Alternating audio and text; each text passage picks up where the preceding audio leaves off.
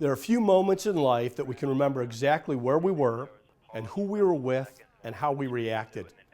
It takes something shocking, something devastating, something almost unbelievable. It's been 20 years since September 11, 2001, and I can still remember everything about that day. I'm sure many Arizonans feel the same.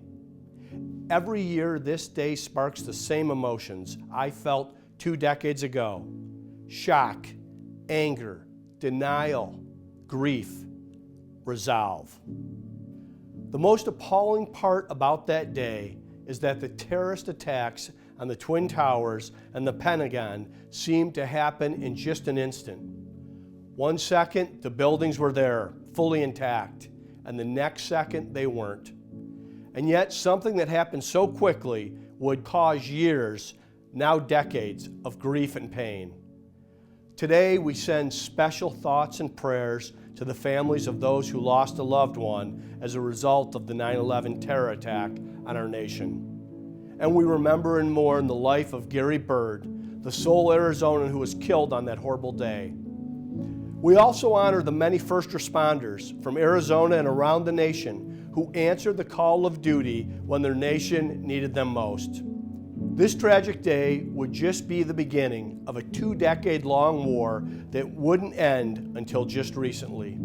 We must recognize the women and men who put on a uniform to protect and defend our country in the war on terror. Our troops have accomplished a lot to protect our nation and the world from the evils of terrorism.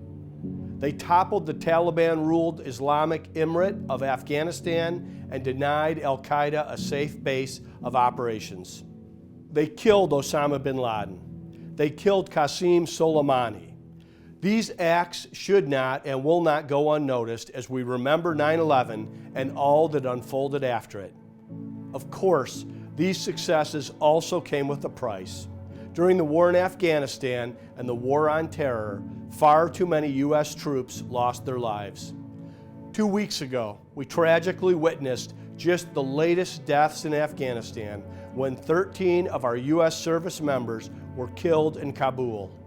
This was devastating, and what's worse is that 5 of the men who died were just 20 years old as the war in Afghanistan. Their selflessness, their willingness to help Americans, and many of the Afghan people cost them their lives, their futures. These men and women will forever be with us in spirit. We will never forget them, just like we'll never forget all those who died on September 11th, 2001 and the subsequent war on terror.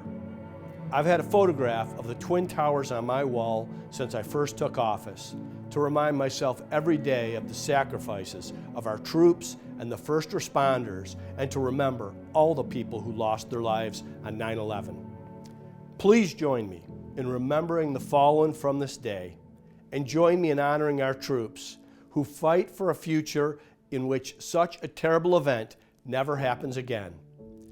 God bless our troops, God bless our first responders, and God bless the United States of America.